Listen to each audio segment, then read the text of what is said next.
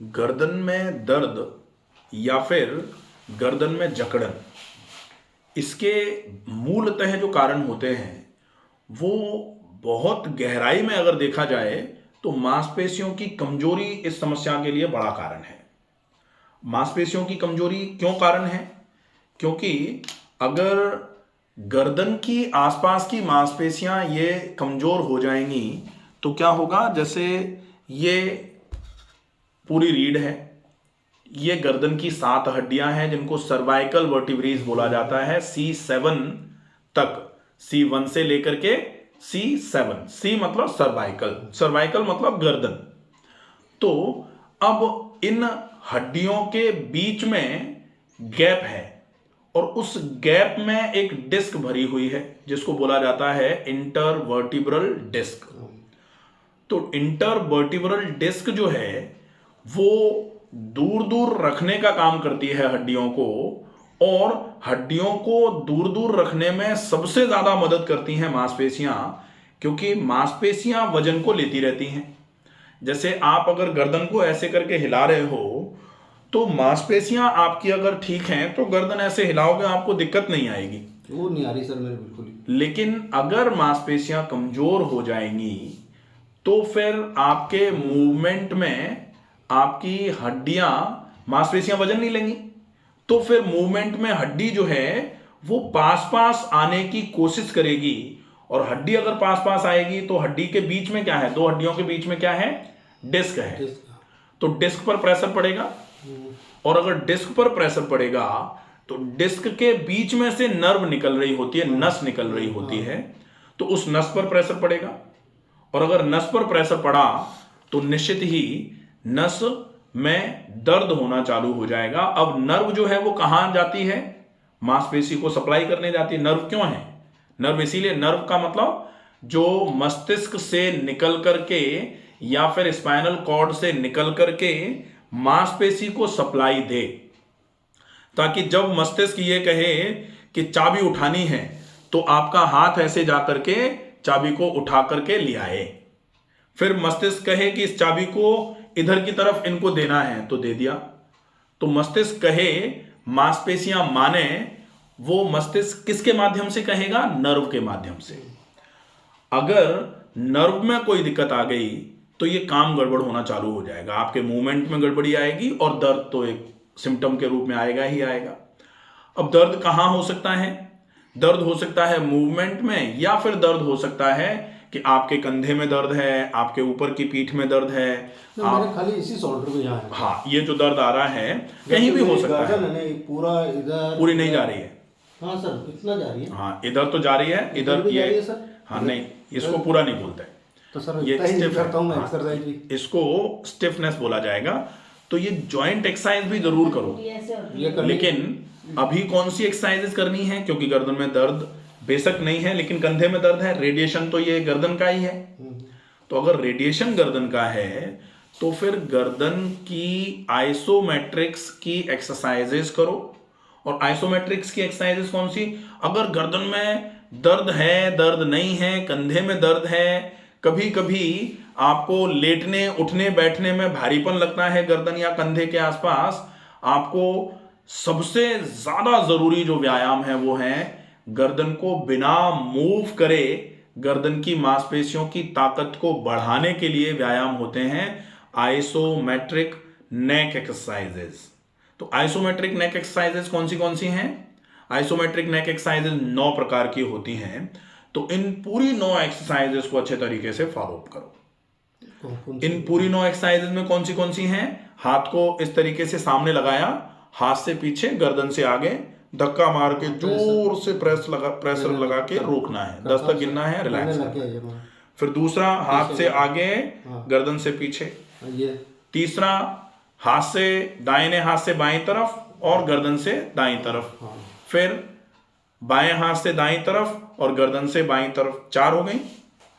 इनको 10-10 सेकेंड रोक करके रिपीट करना है, ठीक है। अब इसके बाद ये हमने प्लस बनाया था अभी, अब इसके बाद क्रॉस बनाएंगे। तो क्रॉस बनाएंगे तो सामने और दाहिने के बीच में हाथ लगाया, अब गर्दन को ऐसे ले जाएंगे और गर्दन से इस तरीके से प्रेशर लगाएंगे, ठीक है। अभी हम सामने लगा रहे थे, अब हम ऐसे लगाएंगे, ठीक है, ऐसे, ठीक है, सीधी करके गर्दन, फिर दूसरा हाथ ये, ठीक है, फिर पीछे और दाएं के बीच में, और फिर पीछे और बाएं के बीच में हाथ लगा के 8 हो गई एक्सरसाइजेस। और 9वीं एक्सरसाइज है दोनों अंगूठों से ऊपर की तरफ और चिन से नीचे की तरफ। ये पूरी 9 एक्सरसाइजेस आपके गर्दन की चारों तरफ की मांसपेशियों को मजबूत बनाने का काम करेंगी। तो ये बहुत अच्छी एक्सरसाइजेस हैं। इन एक्सरसाइजेस के अलावा आपको ध्यान रखना है, क्योंकि कंधे में दर्द आ रहा है, तो थोड़े शोल्डर एक्सरसाइजेस भी करो। शोल्डर एक्सरसाइजेस कौन सी करनी है? दोनों हाथों को इस तरीके से सामने, इस तरीके से बगल में कंधे के बराबर ऊंचाई पे फैला लिया, और अब कंधों का मूवमेंट करना है पूरा,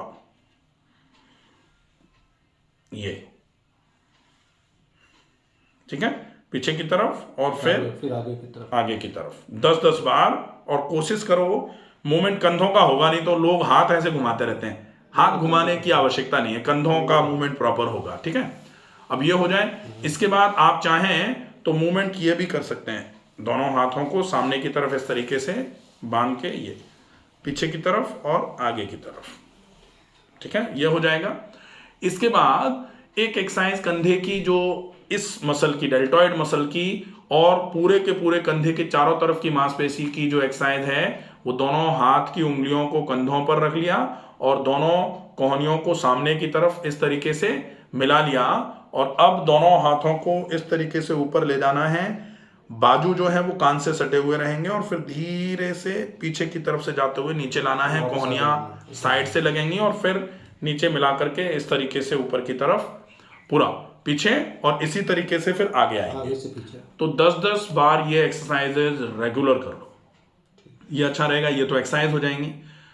इलाज में एक बहुत बेहतरीन इलाज होता है, उसको बोलते हैं ऑयल कंप्रेस। ऑयल कंप्रेस कैसे करेंगे? जैसे ये आप हैं, ऐसे करके लेट गए, पेट के बल, ये आपकी गर्दन है, इस गर्दन पर आपने ऐसे करके ऑयल लगा लिया, ठीक है, गर्दन और कंधों तक ऐसे, ठीक है, बैक साइड में। अब इस ऑयल के ऊपर से आपने कोई भी पन्नी डाल दी, पॉलीथीन, ऐसे करके पन्नी डाल दी। अब ये पन्नी डालने के बाद इस पर आप एक गर्म पानी की थैली रख देंगे, ऐसे गर्म पानी की थैली में हल्का गर्म पानी भर के, और उस थैली को कंबल से इस तरीके से ढक देंगे, और 20 मिनट के आसपास इस ट्रीटमेंट को आपको करना है। तो जब आप 20 मिनट इस ट्रीटमेंट को प्रॉपर तरीके से करेंगे, और कोशिश करो इस ट्रीटमेंट को करने के बाद थोड़ी देर के लिए विश्राम हो जाए, तो रात को कर लो इसको, ट्रीटमेंट किया और सो गए, ठीक है। तो ये बहुत इफेक्टिव ट्रीटमेंट है, ऑयल कंप्रेस बोला जाता है। तो ये एक ट्रीटमेंट हो जाएगा। कोशिश करो ज्यादा देर के लिए, अगर बाइक चला रहे हैं तो ना चलाई जाए, ज्यादा देर के लिए एक ही जगह पर बैठ करके अगर कुछ लिखाई पढ़ाई कर रहे हैं तो थोड़ा सा अवॉइड करना पड़ेगा, थोड़े समय के लिए अवॉइड कर दो। या फिर अगर आपको करना ही है कि नहीं बहुत काम है, तो सर्वाइकल कॉलर लगा लो भाई। अगर जैसे लंबे समय तक काम करना है करो, लंबे समय तक तो नहीं करता सर, उड़ जाता हूँ, जैसे आधा घंटा काम किया उड़ जाता हूँ, चलेगा, वो कोई इश्यू नहीं है। तो ये हो जाएगा, ये आपका इलाज हो जाएगा। अब खाने में ध्यान रखो, खटाई से परहेज करना पड़ेगा। खटाई अगर ज्यादा मात्रा में खाएंगे तो मांसपेशियों में जकड़न बढ़ती है। कम खाता हूँ खटाई तो। कैल्शियम और विटामिन डी ले लेना। तो कैल्शियम के लिए अश्वगंधा ले लूं तो कैसे? अश्वगंधा अच्छा है, कैल्शियम के लिए बढ़िया है। अश्वगंधा में कैल्शियम होता है, चलेगा। 1 चम्मच तो बहुत हो जाएगा, आप 1/4 या मैक्सिमम आधा चम्मच ले सकते हैं बस, ठीक है।